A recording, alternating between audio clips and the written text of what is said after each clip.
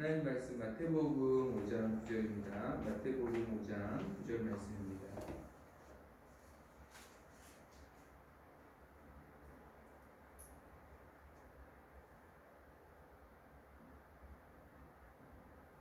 마태복음 5장 9절 말씀입니다. 우리 한 목소리로 합독하겠습니다. 다같이 시작. 화평하게 하는 자는 복이 있나니 그들이 하나님의 아들이라 일컬음을 받을 것이며. 아멘. 화평하게 하는 자는 복이 있다라는 말씀으로 은혜를 나누길 원합니다.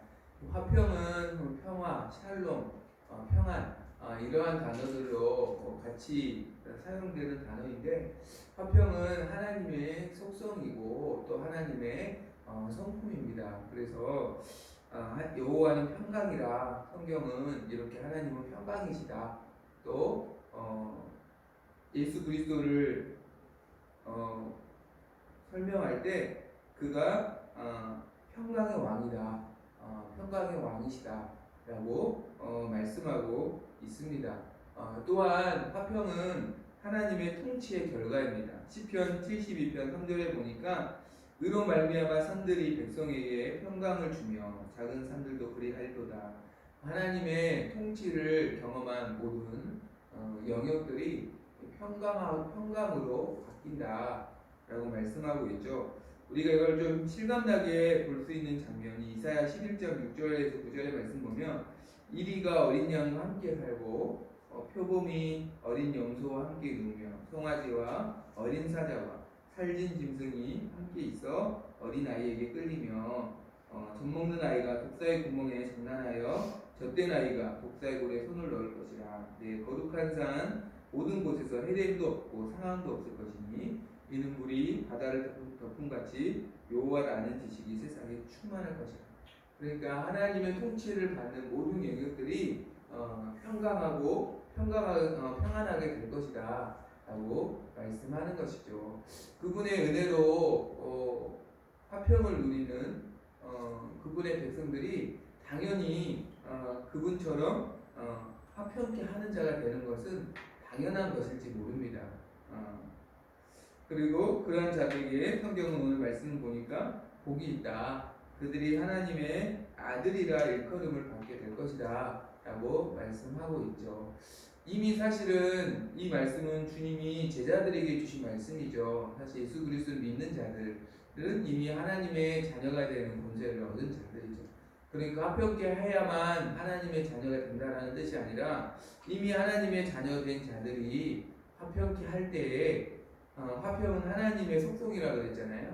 그래, 그분의 닮은 모습을, 그분과 같은 속성을 이 세상에 드러낼 때 세상으로부터 이 사람이 정말 하나님의 아들이구나 라고 인정받게 되어서 역시 그분의 아들이야 이렇게 함으로써 하나님을 다시 영화롭게 하고, 또 그 결과로 하나님을 영화롭게 한 자이기 때문에 또 하나님으로부터 큰 상을 얻게 될 것이다, 큰 상을 얻게 될 것이다 라는 말씀입니다.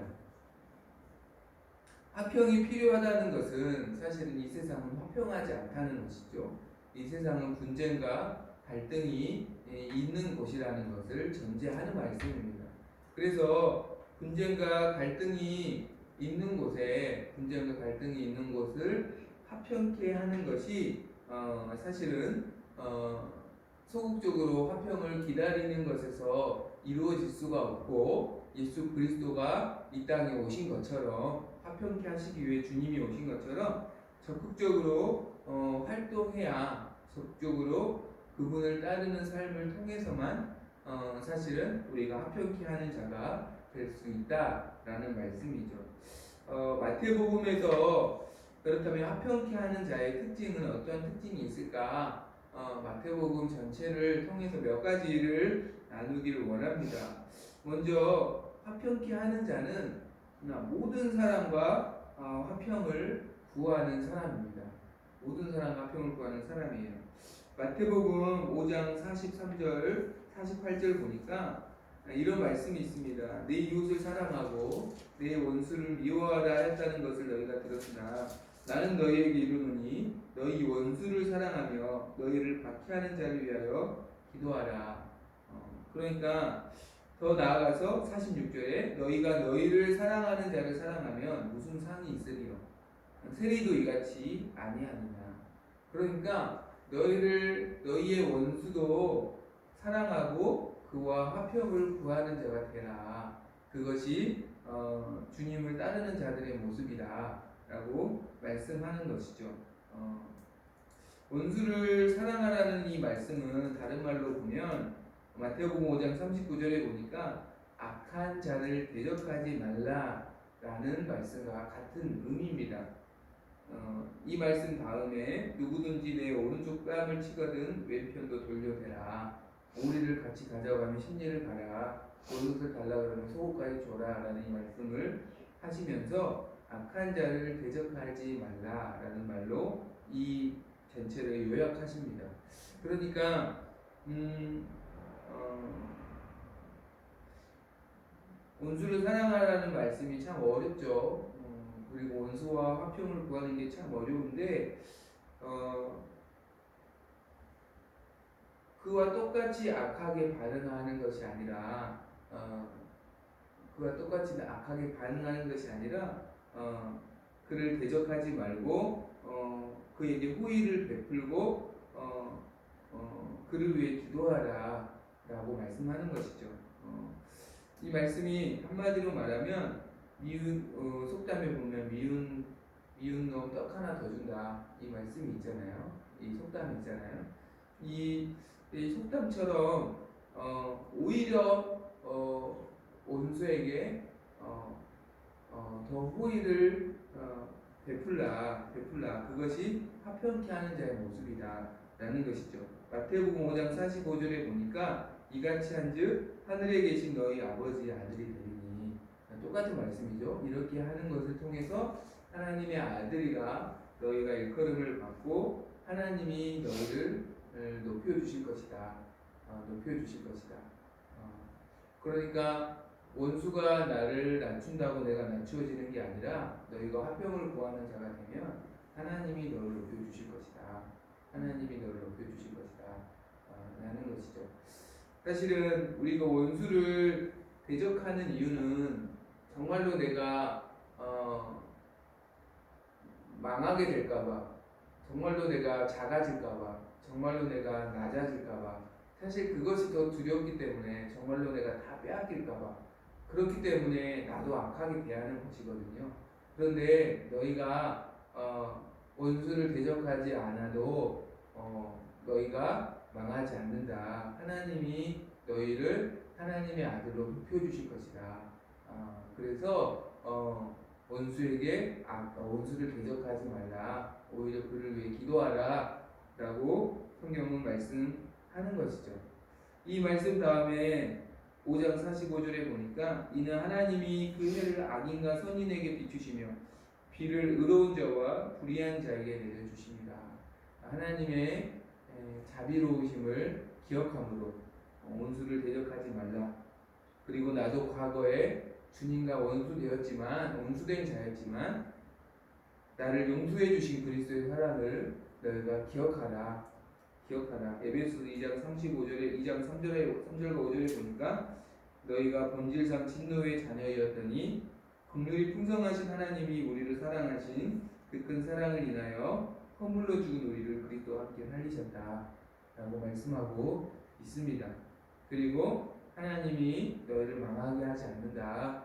너희를 하나님의 아들로 높여주신다 라고 이 말씀을 기억함으로써 원수를 동일하게 약하게 대적하지 말고 그에게 떡을 하나 더 주는, 그리고 그를 위해 기도해 줄 때 하나님 너를 높여주실 것이다. 이 말씀을 믿을 수 있는 우리 모두가 되기를 소망합니다. 또한 원수에게 우리가 이렇게 대하여야 하고요. 그리고 주의 사역을 할 때 어떻게 해야 할까? 마태복음 10장에 보면 예수님께서 그분의 제자들을 파송하시면서 복음을 전하라고 하시면서 이렇게 말씀합니다. 어느 집에 들어가든지 평안을 빌어라. 평안을 빌고 마태복음 10장 23절을 보니까 혹 어떤 동네에서 너희를 박해하거든 너희가 다른 동네로 피해라. 그러니까 너희를 박해하는 자들과 주의를 할 때 다투는 게 아니라 다툼을 피하고 항상 복을 빌어라. 항상 복을 빌어라. 라고 말씀하죠. 누가복음 9장에 보면 예수님과 제자들을 받아들이지 않는 그 사람들을 향해서 야고보와 요한이 이렇게 예수님께 말씀하죠. 우리가 불을 저 마을에 내릴까요? 불을 명하여 내려서 저 사람들 좀 혼내줄까요? 이렇게 예수님께 이야기를 합니다. 그때 예수님께서 제자들을 굉장히 꾸짖으시죠. 굉장히 꾸짖으시고 그냥 주님을 대적하는 그 사람들을 피해서 그냥 다른 마을로 가십니다. 그러니까 주님도 동일하게 제자들에게 하신 말씀처럼 주의 사역을 할 때 다투지 않으셨다는 거죠. 절대 다투지 않으시고 그리고 오히려 그들을 위해서 항상 기도하셨다라는 것입니다. 우리가 기억해야 할 것은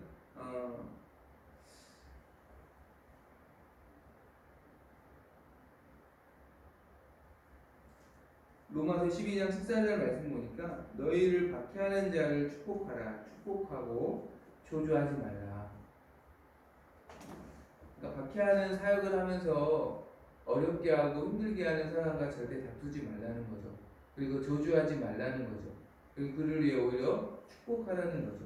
그리고 로마서 12장 21절에 보니까 이런 말씀이 있어요. 악에게 지지 말고 손으로 악을 이기라. 그렇게 하는 것이 악에게 진다라는 것이죠. 결국은 다투는 순간 우리는 악에게 지는 것입니다. 악에게 지는 것이에요. 전투를 이길 수는 있지만 그 전투를 당장 이긴다고 해서 승리하는 건 아니잖아요. 그것처럼 이 세상에 방식으로 하나님의 나라가 세워질 수 없다 라는 것을 주님은 말씀하고 있는 것입니다. 다툼을 피하고 그를 위해서 기도하라. 마태복음 10장 12절 14절에 보니까 그 집에 들어가면서 평안하기를 빌라. 그 집이 이에 합당하면 너희 빈 평안이 거기 임할 것이요 만일 합당하지 아니하면 그 평안이 너희에게 돌아올 것이니라. 그러니까 복을 비는 거예요. 그런데 정말로 그 사람이 회개하고 죄악에서 돌이켜서 그 복에 합당한 사람, 복을 받기 합당한 사람이 되면 그 사람이 우리의 기도를 통해 복을 받게 될 것이고, 그러나 그가 끝까지 완강하고 완악하면 우리의 기도가 헛된 게 아니라 그를 위한 축복의 기도가 내게 돌아온다는 거죠. 그래서 내가 오히려 더 복을 얻게 되는 사람이 될 것이다. 그래서 승리하게 될 것이다. 라고 성경은 우리에게 말씀하는 것이죠. 그리고 오직 심판하시는 분은 하나님 한 분이심을 믿습니다. 그러니까 악을 심판하시는 분은 하나님 한 분이시라는 거예요. 로마서 12장 18절 19절 보니까 할 수 있거든 너희로서는 모든 사람과 더불어 화목하라. 내 사랑하는 자들아 너희가 친히 원수를 갚지 말고 하나님의 진노하심에 맡기라. 기록되었으되 원수 갚는 것이 내게 있으니 내가 갚으리라. 주님 반드시 그분의 공의로우심으로 갚아주시고 심판하실 분이라는 것을 우리가 기억해야 합니다. 그래서 우리는 늘 복을 빌고 또 기도해주고 또 사역을 할 때 다툼을 피하고 늘 기도해주고 늘 축복해줄 때 하나님께서 모든 일들을 행하여 주시고 은혜로 함께하여 주실 것을 믿습니다. 마지막으로 형제와 갈등이 생겼을 때 어떻게 해야 할까 마태복음 5장 23절에서 16절에 보니까 예물을 제단에 드리려다가 거기서 내 형제에게 원망 들을 만한 일이 있는 것이 생각나거든. 예물을 제단 앞에 두고 먼저 가서 형제와 화목하고 그 후에 와서 예물을 드리라 말씀하죠. 그러니까 예물을 드린다는 하나님이 예배한다는 거죠. 예배할 때 갑자기 형제에게 잘못했던 게 생각이 나면 즉시 가서 먼저 그 형제와 화목을 한 다음에 그리고 하나님께 다시 와서 예물을 드리라 라는 말씀이죠. 오늘 말씀 보니까 갈등은 결국 쌍방에 어떤 어려움이 있다는 거잖아요. 그런데 더 잘못한 사람이 사과하라고 말씀하고 있는 게 아니라 원망 들을 만한 일이 생각나거든요. 그러니까 깨닫는 자, 깨닫는 자. 그러니까 하나님 앞에 은혜로 죄를 먼저 깨달은 사람이 자신의 허물을 먼저 깨달은 사람이 먼저 사과하는 것이다. 먼저 화목을 구하는 것이다. 라고 말씀합니다. 그리고 이러한 자가 화평케 하는 자다라는 것이죠. 그러니까 내가 덜 잘못했기 때문에 상대가 사과하기를 기다리는 사람이 화평케 하는 자가 아니라 은혜를 받아서 먼저 죄를 허물을 깨달은 자가 먼저 사과해라. 이것이 화평케 하는 자다라는 것이죠. 그래서 갈등이 있을 때 우리는 은혜의 자리를 더 사모해야 합니다. 은혜의 자리를 더 사모할 때 하나님이 우리의 죄악들을 또 허물들을 깨닫게 해주시고 은혜를 통해서 우리가 화목케 할 수가 있다는 거죠. 그리고 사과할 때 너를 고발하는 자와 함께 길에 있을 때 급히 사과하라. 고발하는 자가 너를 재판관에게 내어주고 재판관이 옥리에게 내어주게 하니까 염려하라. 무슨 말일까요? 고발하는 자가 옆에 있을 때 바로 사과하라는 거죠.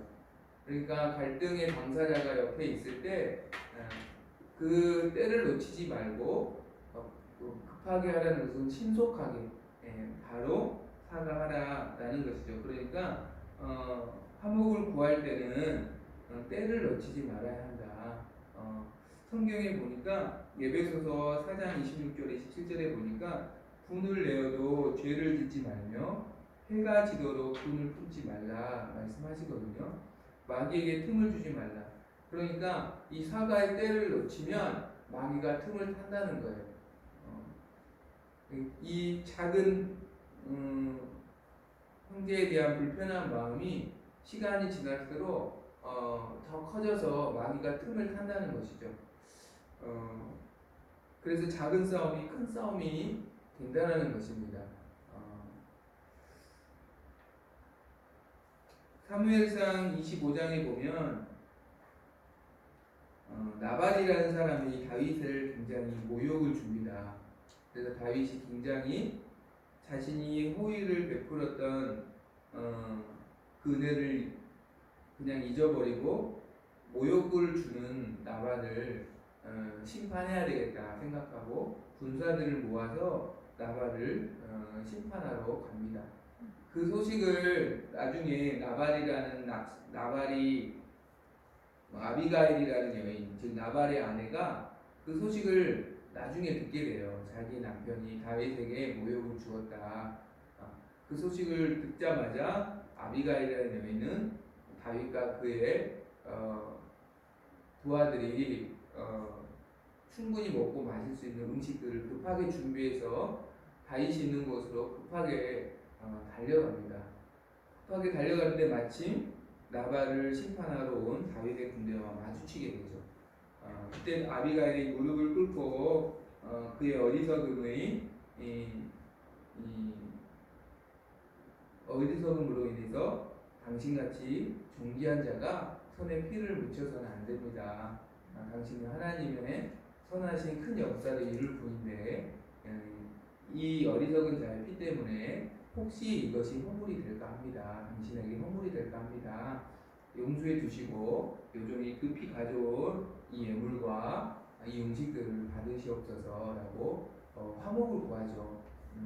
그때 다윗이 너가 지금 급하게 나에게 와서 사과하지 않았다면 나발에게 속한 모든 남자는 다 내일 아침이면 다 죽었을 것이다 라고 말하면서 그 사과를 받아들입니다. 그리고 나발은 하나님이 심판하셔서 결국 죽게 되고 아비가일은 다윗의 아내가 되어서 다윗과 함께 동행하는 그러한 은혜를 또 얻게 되는 것을 우리는 보게 되죠. 그러니까 내가 잘못을 깨닫는 즉시 사과할 때 그 안에 하나님의 역사가 일어나는 것입니다. 그것을 미루고 그 분을 그대로 놔두면 그것이 마귀가 오히려 틈을 타는 그래서 더 큰 분쟁과 갈등이 있을 수 있다는 것을 우리는 말씀을 통해서 기억해야 하는 것이죠. 원수에게 떡을 하나 더 줄 수 있는 그 사람이 화평케 하는 자다. 그 사역할 때 절대 다투지 않고 항상 축복하는 사람이 화평케 하는 자다. 형제와 갈등이 있을 때 은혜의 자리를 더 사모하고 은혜를 받아서 먼저 사과할 수 있는 사람이 화평케 하는 자다.